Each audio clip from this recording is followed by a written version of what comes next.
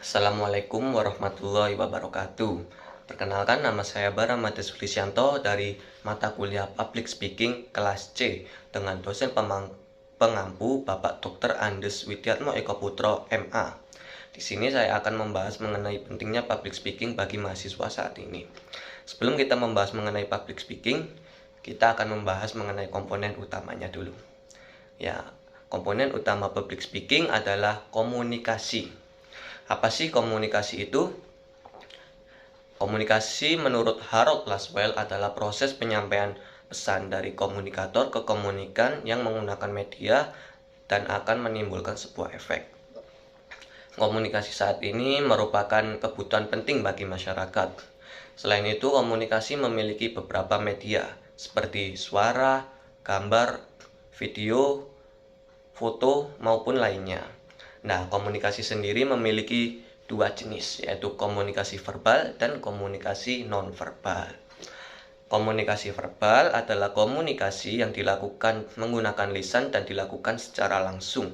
Sedangkan komunikasi non-verbal adalah komunikasi yang menggunakan sebuah simbol, seperti menggunakan bahasa isyarat, gerak tubuh, maupun lainnya. Nah, saat ini kita akan membahas tentang public speaking. Apa sih public speaking itu?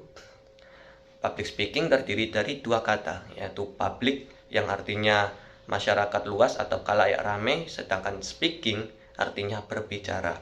Dan apabila digabung, public speaking memiliki arti sebagai proses penyampaian ide atau gagasan informasi kepada khalayak ramai dan dilakukan menggunakan lisan dan disampaikan secara langsung. Nah, saat ini public speaking merupakan hal yang penting bagi seorang mahasiswa. Karena mahasiswa saat ini merupakan generasi penerus bangsa yang akan melanjutkan cita-cita bangsa. Selain itu, dengan public speaking, para mahasiswa akan dapat membangun rasa kepercayaan diri, meningkatkan kemampuan berpikir kritis, dan memotivasi orang lain. Selain itu, kita akan mendapatkan momen yang mengharuskan kita untuk berbicara di depan umum, seperti pada saat memimpin sebuah rapat, melakukan presentasi, maupun mengeluarkan pendapat di dalam kelas. Nah, public speaking memiliki beberapa faktor yang dapat membuat kita menjadi pembicara yang baik. Terdapat 3 faktor utama, yaitu faktor lahir atau bakat. Faktor ini didapat ketika kita sudah lahir maupun baru awal kita lahir, entah itu berasal dari orang tua maupun lainnya. Sedangkan faktor yang kedua adalah faktor lingkungan. Apabila kita hidup di lingkungan yang sering melakukan kegiatan public speaking atau sering melakukan berbicara di depan umum, kita akan melakukan hal itu juga karena kita akan meniru masyarakat di lingkungan sekitar kita. Sedangkan faktor yang ketiga adalah faktor yang sering dilakukan oleh seorang public speaking ataupun pembicara, yaitu latihan. Ya, seorang public speaking yang baik atau pembicara yang baik, kita harus melakukan latihan secara rutin dan dilakukan secara terus-menerus supaya kita terbiasa membawakan sebuah acara maupun berbicara di depan umum. Nah, tentunya tidak mudah menjadi seorang public speaking. Saat ini banyak mahasiswa yang enggan melakukan berbicara di depan umum atau melakukan public speaking karena mungkin ada rasa gugup maupun hal lainnya. Hal ini didapat karena mungkin itu adalah pengalaman pertama mereka atau juga mungkin karena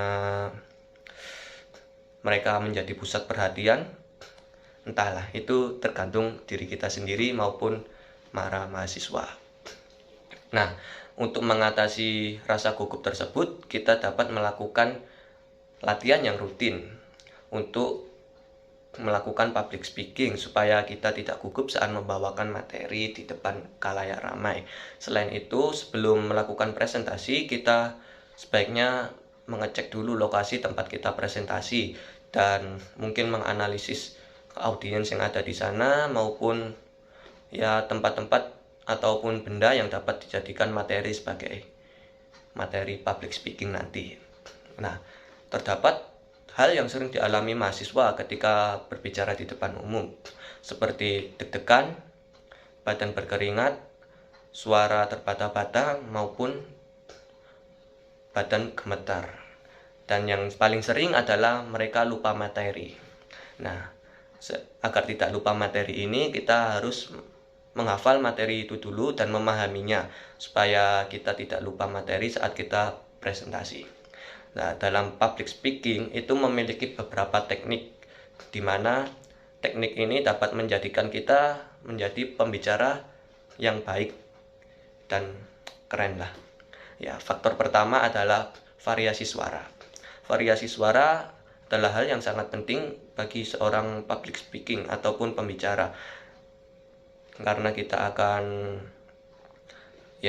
intonasi kata juga harus tepat supaya materi yang kita sampaikan dapat dipahami oleh audiens. Faktor yang kedua adalah gerak tubuh.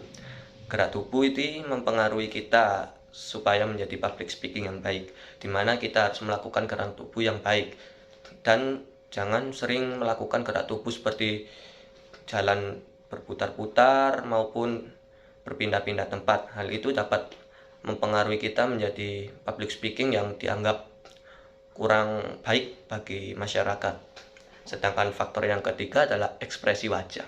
Nah, saat kita membawakan sebuah materi, kita tidak boleh menggunakan ekspresi wajah yang datar-datar saja.